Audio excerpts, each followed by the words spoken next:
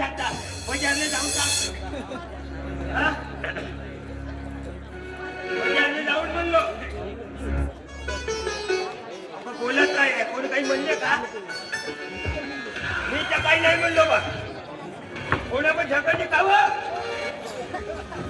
ते सांगते कालची पण परवा बाकी काही म्हणलं का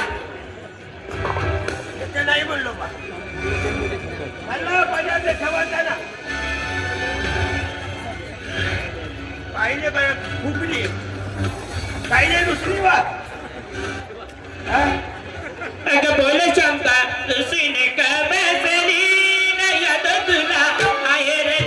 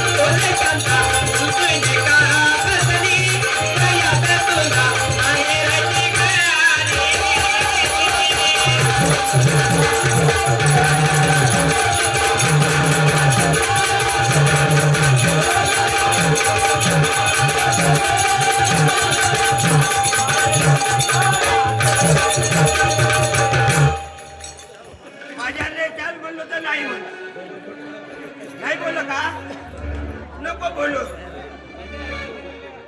हे शांता इकडे ये आता रागा दुसऱ्या नाही हो तुला आता कामामध्ये आहे ना तुला त्रास होता मला समजला तुझा का तू त्याच्यामुळे तू रागा रुसले एक काम करू आपण प्रकाश जायला यावर्षी लग्न करू म्हणजे तुला कामामध्ये मदत होऊन जाते सूनबाई आल्यानंतर तू काही नाही तुला स्वयंपाक बनवलं का जेव्हा जाते ना माझा मोडत आहे हेच का तुमच्या बाप्पानं बनवून ठेवलाय ना तेच मग त्रास येत आहे म्हणून आता अजिबात बोलत नाही असतं एकदम रागा रुसले माझ्या पसंतीची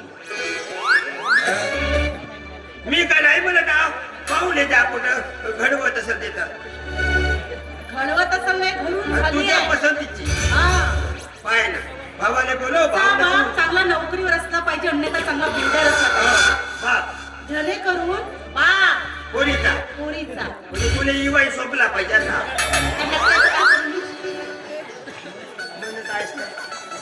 त्या बाबतीत नाही म्हणत मी अं, असे किती 15 नाही का सुपरस्टार माझ्या समोर लागले ना माझ्या पायाची जुती नाही ते लोक कळलं मला फक्त इतकंच की तिचा बाप चांगला श्रीमंत असायला पाहिजे जेणेकरून 10-15 लाख रुपये आणि 12 ते 13 थोडेसे हे केला पाहिजे नाही तर काय आपण का भिकारी आहोत तर भिकारीची आणायची उचलून आणि इथे आल्यानंतर तिला चांगला मात चढायचा असं नको मला बरं बरं पैशाने काय करते तेच तर पहिलं जे पैसे आहे ना मी पहिले परवस्ताना दिले सोडून दिलो इन्कम टॅक्स वाले घाट टाकतो तुम्हाला कोणत्या मार्फत मग अजून ते पुन्हा पैसे पैसे म्हणतो हुंडा दिले कामाच्या नाही आहे. तुमच्यासाठी इम्पॉर्टंट नाही पण माझ्यासाठी आहे पैसा फक्त पैसा कळलं बरं बरं पाहू हा आणि तसंही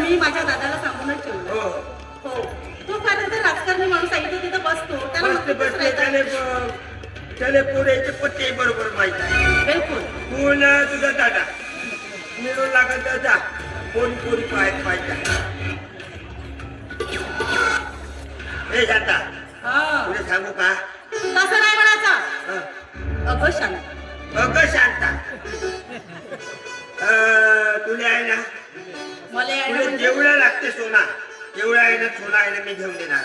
हं? मग खरंच? हो 5 लाख मध्ये गो तू शोधली पाहिजे. मी लावला का ते ढगा ढुगा काय करतो? तू अर्ध्या वयाचा भेटल्यावर बिघडण्याचा त्या का जवान होणार आहे? 16 वर्षाचा. पण आता लग्न म्हणल्यानंतर तुला खुशी नाही आली. खुशी म्हणजे माझं लग्न आहे का? पोराचं लग्न पोराचं आहे. ते हं. तुझे लग्न कर म्हणतो आपण ना. तू यार. आता खुशी आली एक मजा आहे ते खुशीचा गाणं म्हणणं म्हणजे मी खुश होऊन जातो. खुशीचं गाणं? खुशीचं गाणं काय? कसा बापा मला शांत कर बोललो. शांत करायसाठी गाद्या घेऊन झालाय का? नोकरी सगळेच समजतात. प्रत्येक माणूस हा असाच असतो. आधी असं उंदीर नंतर बनतो वाघ पण शेवटी त्याला वाव लागते तर उंदीर असो. संसार म्हटल्यानंतर चष्मा बदलावू दिसत नाही.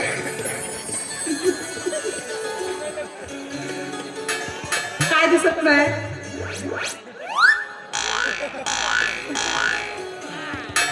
असंच राहते. अर्ध्या वयाच्या माणसासोबत लग्न केलं ना कुठं ना कुठं हे खोट राहते. एक तर डोळा भोकणा असेल नाही तर तंगडा लंगडा असेल नाही तर मग असं लापडा लिपड हालत असेल.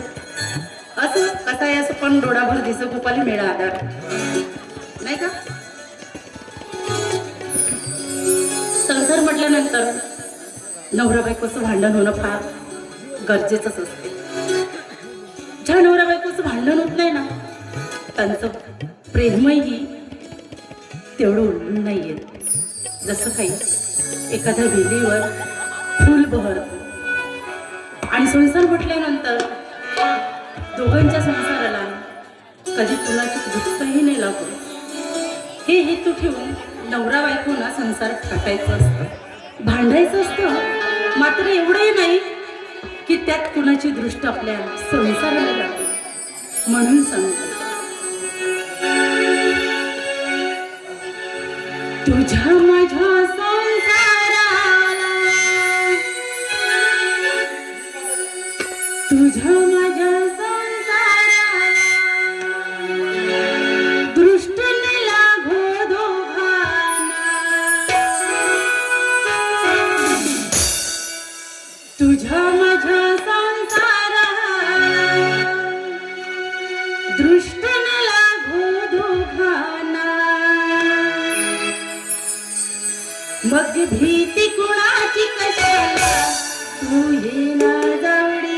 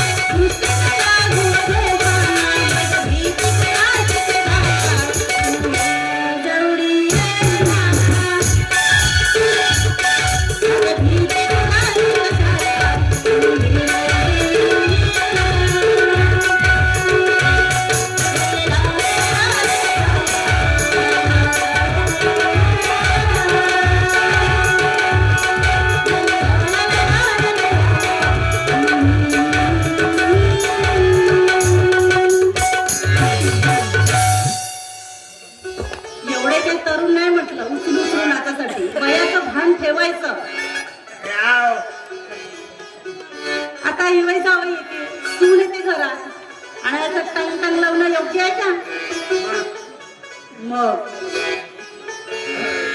म्हणजे थोडंसा व्यायाम नाही करायचा का? हात पाय हलव. व्यायाम करायचा आहे ना, तरुण दिसायचं आहे ना, तर पहाटे 4 वाजता उठायचं असते. हा 2 तास जरी केला ना तर तुम्हाला कोणी म्हणणार नाही का 50 वर्षाचा माणूस आहे. अगदी 16 वर्षाची दिसा. उद्या बरं पाहिजे सुटवत जा 4 वाजता. मी कशाला उठव? माझा का ठेंग अडलाय का?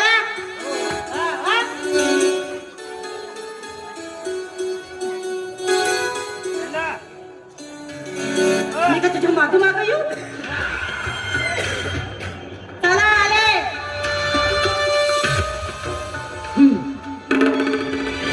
पैसे नदीत वाहिले. पैसे नदीत वाहिले नाही, पैसा हा पैसा असतो आणि खुल्या माध्यमातून येतो. ते मात्र फक्त शांताला माहिती आहे की पैसा हा शांतासाठी किती important आहे. आणि गरीबाची मुलगी या राजवाड्यात आणून मला ठेवायचं नाही. आणि माझ्या मनाविरुद्ध जर झालं, ये शांत या घराला